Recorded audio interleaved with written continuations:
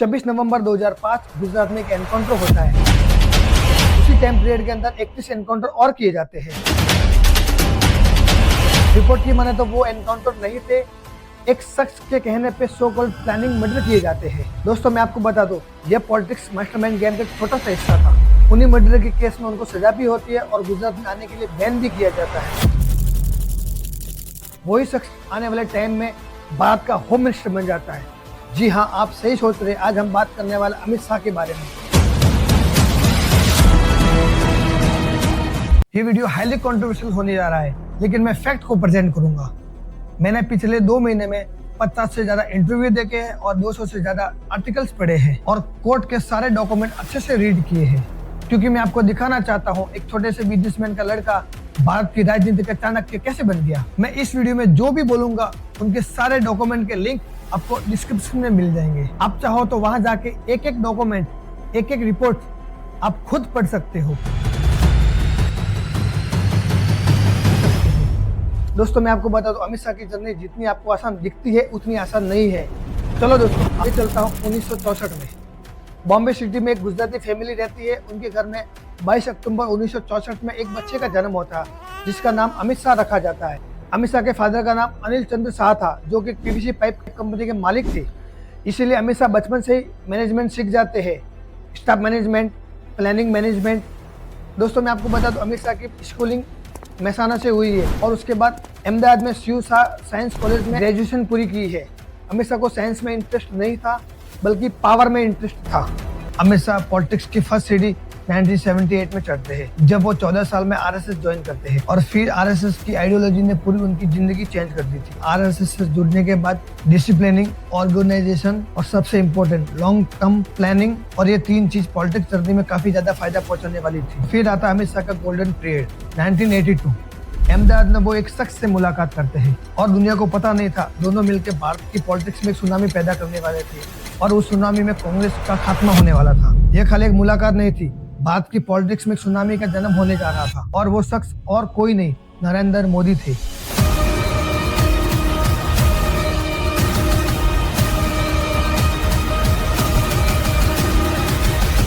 अमित शाह से नरेंद्र मोदी 14 साल बड़े थे और आरएसएस में उनके सीनियर भी थे। अमित शाह यंग होने के साथ साथ ज्यादा एम्बिशियस थे और शार्प माइंडेड भी थे। सवाल ये भी आता है, क्या यह नॉर्मल दोस्ती थी या फिर सोचा समझा पॉलिटिक्स मूव? क्योंकि दोस्तों जो आगे होने वाला था वो किसी ने सोचा नहीं था। साल था 1990। अमित शाह अपने फैमिली बिजनेस में बिजी थे, लेकिन उन्होंने पॉलिटिक्स नहीं छोड़ी थी और वो गुजरात में बीजेवीएम यानी भारतीय जनता युवा मोर्चा में काफी टाइम से एक्टिव भी थे। वो गुजरात के छोटे मोटे इलेक्शन में पार्टिसिपेट भी करते थे और वो धीरे धीरे अपना नेटवर्क बिल्ड भी कर रहे थे और यह सिलसिला 10 साल तक चला। 10 साल में नरेंद्र मोदी के साथ अपना रिश्ता भी मजबूत कर लेते हैं। अमित शाह बीजेपी की लोकल मीटिंग भी अटेंड करते हैं और आरएसएस के अंदर काफी ज्यादा एक्टिव भी रहते हैं। फिर आता है साल 2001, जिसमें एक ऐसा इंसिडेंट हो जाता है जिसकी गुजरात की पॉलिटिक्स को पूरा बदल के रख देता है। 26 जनवरी 2001 8:45 कच्छ जिले में एक भयंकर भूकंप आता है। गुजरात के कच्छ में भूकंप के झटके एक मलबे के ढेर में तब्दील हो गए। Kutch. At 8:46 a.m., Gujarat changed forever. जिसमें 20,000 से ज्यादा लोगों की मृत्यु हो जाती है और 1,60,000 से ज्यादा लोग घायल हो जाते हैं। उस हादसे के बाद गुजरात के चीफ मिनिस्टर केशुभाई पटेल अपने पोस्ट से रिजाइन कर देते हैं। आ राजीनामु भाजपा का ऑल इंडिया अध्यक्ष एमने मोकली आप्યું। And guess what? Narendra Modi becomes the chief minister of Gujarat. मैं नरेंद्र दामोदर दास मोदी यहाँ से बनते हैं अमित शाह नरेंद्र मोदी के राइट हैंड, जो कि नरेंद्र मोदी की छाया बनकर हमेशा साथ रहते हैं और नरेंद्र मोदी की इमेज को बिल्ड करने में लग जाते हैं। नरेंद्र मोदी के छोटे मोटे डिसीजन के पीछे अमित शाह का हाथ होता है। फिर आता 28 फरवरी 2002, गुजरात में भयंकर दंगे होते हैं। India is no stranger to violence. For centuries, zealots have killed in the name of religion. But there's something very different about what's been happening in Gujarat. The violence which spread all across Gujarat began in late February, after this train carrying Hindu pilgrims was attacked by Muslims. One carriage was torched, and 58 people died, mostly women and children. जिसे हम गोधरा कांड के नाम से भी जानते हैं। ये दंगे कई दिनों तक चलते हैं, जिसमें लगभग 1050 लोगों की मौत हो जाती है, 2500 से ज्यादा लोग घायल हो जाते हैं और 223 लोग लापता हो जाते हैं। भारत में दंगे होना कोई नई बात नहीं थी। तो धर्म के नाम पे दो पक्षों के बीच में हमेशा दंगे हुआ करते थे, लेकिन पॉलिटिकली यहाँ पे अमित शाह और नरेंद्र मोदी को एक मौका मिलता है अपनी इमेज बिल्ड करने का, और यहाँ पे अमित शाह का क्राइसिस मैनेजमेंट टैलेंट दिखता है। 2002 से साल 2012 तक अमित शाह नरेंद्र मोदी की छाया बनकर हमेशा साथ रहते हैं। उसी टाइम पीरियड में गुजरात में एनकाउंटर तेजी से बढ़ जाते हैं और मीडिया में रिपोर्ट आती है एनकाउंटर स्पेशलिस्ट अमित शाह।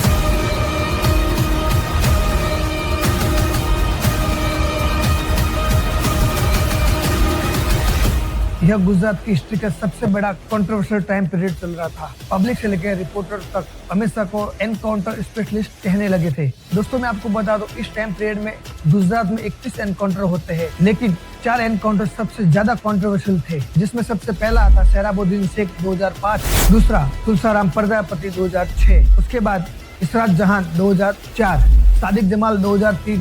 यह 4 एनकाउंटर सबसे ज्यादा कंट्रोवर्शियल रहे हैं, लेकिन सबसे ज्यादा कंट्रोवर्शियल 24 नवंबर 2005 सोहराबुद्दीन शेख का एनकाउंटर। राजस्थान गुजरात बॉर्डर पे एक कार रोक दी जाती है, जिसमें सोहराबुद्दीन शेख बैठा हुआ था, जो कि गुजरात का जाना माना क्रिमिनल हाजी मस्तान गैंग से कनेक्टेड था। पुलिस का यह कहना था कि वो भागने की कोशिश कर रहा था, इसलिए हमको शूट करना पड़ा। जब सीबीआई ने अलग एंगल से इन्वेस्टिगेशन की तो सच कुछ और निकल के आया। सोहराबुद्दीन शेख को बॉम्बे से किडनैप किया जाता है और 3 से 4 दिन तक अनलीगल कस्टडी में रखा जाता है। उसको टॉर्चर भी किया जाता है और उसकी प्रेग्नेंट वाइफ को मार दिया जाता है। केस के आई विटनेस तुलसाराम प्रजापति को भी मार दिया जाता है। सीबीआई ने यह भी बताया ये खाली एक एनकाउंटर नहीं था, सो कॉल्ड प्लान मर्डर था।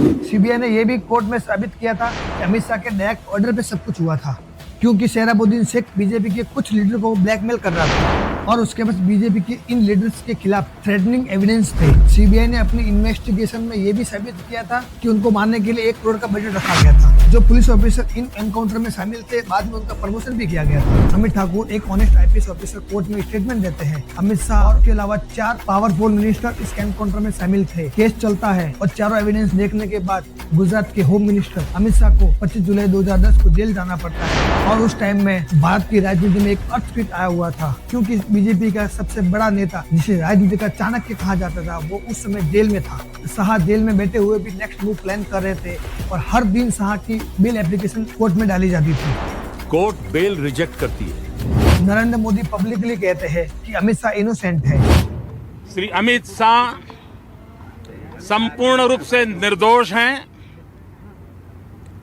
उन पर लगाए गए सारी बातें फैब्रिकेटेड हैं, राजनीति करने के हिस्से से किया गया है और सारा देश जानता है कि 2007 में जब गुजरात के चुनाव हुए, उस चुनाव में कांग्रेस ने सोहराबुद्दीन को नेशनल हीरो के रूप में प्रस्तुत किया था। और अब आता है टर्निंग पॉइंट। दिसंबर 2010 अमित शाह को जेल से बेल मिल जाती है, लेकिन कुछ शर्तों के साथ। जैसे गुजरात में आने के लिए उनको बैन किया जाता है और हर हफ्ते कोर्ट में पेश होना पड़ेगा और पॉलिटिकली एक्टिवेंस पे भी बैन लगा दिया जाता है और दिल्ली में उनको होम अरेस्ट होना पड़ेगा। दोस्तों अमित शाह अपना टाइम वेस्ट नहीं करते हैं, दिल्ली में बैठ के नेशनल लेवल की पॉलिटिक्स को समझते हैं, नेक्स्ट स्ट्रेटेजी प्लान करते हैं और अब कैसे नेशनल लेवल पे पॉलिटिक्स की जाए और अपनी इमेज को क्लीन किया जाए। 30 सितंबर 2014 सीबीआई की स्पेशल कोर्ट के अंदर हिस्टोरिकल जजमेंट आता है। अमित शाह के खिलाफ सबूतों की कमी के कारण उन्हें बेइज्जत बरी किया जाता है। दोस्तों यहाँ पे एक सवाल आता है, क्या सच में एविडेंस की कमी थी या फिर 2014 में बीजेपी की सेंटर सरकार बनने के कारण केस को रफा दफा किया गया था? क्योंकि 2014 में नरेंद्र मोदी भारत के प्राइम मिनिस्टर बन जाते हैं और इसी वजह से अमित शाह की पॉलिटिकल वैल्यू भी बदल गई थी। दोस्तों आप जान के हैरान हो जाओगे, सोहराबुद्दीन शेख की फैमिली आज भी कहती है कि हमें जस्टिस नहीं मिला। कसूराबाई के पेरेंट्स आज भी कहते हैं कि पावरफुल लोगों ने केस को इन्फ्लुएंस किया। लीगली तो अमित शाह क्लीन चिट है, लेकिन पॉलिटिकली उनके ऊपर हमेशा सवाल खड़े करेगा। इंडिया की पॉलिटिक्स में ऐसा बहुत कम होता है कि इतने हाई एलिगेशन लगने के बाद भी कोई व्यक्ति इतना पावरफुल बन जाए, लेकिन अमित शाह ने ये करके दिखाया। 2010 से 2014 तक अमित शाह दिल्ली में हाउस अरेस्ट रहते हैं और गुजरात में पैर भी नहीं रख सकते थे। उन्होंने ये टाइम वेस्ट नहीं किया, पैन इंडिया लेवल प्लानिंग बनाई और नरेंद्र मोदी से कोऑर्डिनेशन मेंटेन रखा। इस टाइम पीरियड में अमित शाह समझ चुके थे गुजरात से निकलना पड़ेगा और नेशनली अपने पॉलिटिक्स को डेवलप करना पड़ेगा और इसीलिए वो डेवलप करते हैं data driven strategy, booth level management technique, operation research और उन्हीं स्ट्रेटेजीज का यूज करके अमित शाह नरेंद्र मोदी को प्राइम मिनिस्टर बना देते हैं।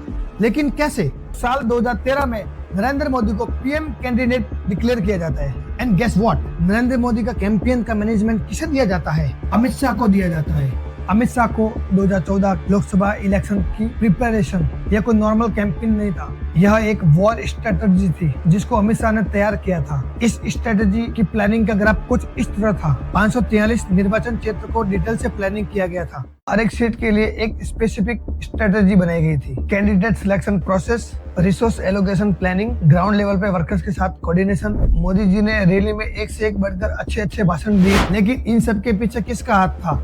अमित शाह का। हर एक रैली की लोकेशन, टाइमिंग, ग्राउंड मैनेजमेंट, ये सब कुछ अमित शाह का प्लान का हिस्सा था। पहली बार इंडिया के इलेक्शन के अंदर सोशल मीडिया कैंपेन हुआ था। पार्टी वर्कर्स के लिए एक ऐप बनाई गई थी और हर जगह मोदी जी की न्यूज चलाई गई। डिजिटल प्रोपेगेंडा अपने टॉप पे था और फिर आता इलेक्शन के रिजल्ट का दिन 26 मई 2014। बीजेपी हिस्ट्री क्रिएट कर देती है। मोदी जी 282 सीट जीत जाते हैं और फिर बनते हैं मोदी जी पहली बार भारत के प्राइम मिनिस्टर। और फिर नरेंद्र मोदी को प्राइम मिनिस्टर बनाने के लिए अमित शाह को इमीडिएटली रिवॉर्ड दिया जाता है। उन्हें बीजेपी का जनरल सेक्रेटरी बना दिया जाता है। उत्तर प्रदेश की जिम्मेदारी मिल जाती है और पूरे भारत की मीडिया उन्हें चाणक्य का नाम दे देती है और देश में उनकी क्लीन इमेज बन जाती है। 2017 में उत्तर प्रदेश में कैबिनेट इलेक्शन होते हैं और इस इलेक्शन में 403 सीटें थी। सामने कंपटीशन था कांग्रेस, एसपी और बीएसपी के अलायंस के साथ। वो इस बार पूरे यूपी को जीतने वाले थे, लेकिन कैसे? अमित शाह को यूपी को जीतने के लिए फॉर्मूला बिल्कुल सिंपल था। पहले तो कास्ट मैथमेटिक्स को परफेक्टली कैलकुलेट किया और उसके बाद मोदी जी की पॉपुलैरिटी का यूज किया और अपोजिशन की वीकनेस को गिनाया, लोकल लीडर्स को मैनेज किया और ग्राउंड लेवल पर संगठन बनाकर पब्लिक की सिंपैथी ले ली। और उसका रिजल्ट क्या हुआ? बीजेपी 400 सीट में से 312 सीट जीत जाती है और यहाँ से अमित शाह बन जाते हैं मोदी जी के सबसे भरोसेमंद इंसान, जो बीजेपी के लिए रियल डिसीजन मेकर था, अपोजिशन के लिए बुरा अनुभव था और इलेक्शन को जीतने के लिए एक्सपर्ट थे। दोस्तों, रियल गेम अभी शुरू होने वाला था, क्योंकि 2019 में नरेंद्र मोदी अमित शाह को बहुत ही बड़ी रिस्पॉन्सिबिलिटी देने वाले थे। 30 मई 2019 यह वो टाइम था जब अमित शाह भारत के होम मिनिस्टर बन जाते हैं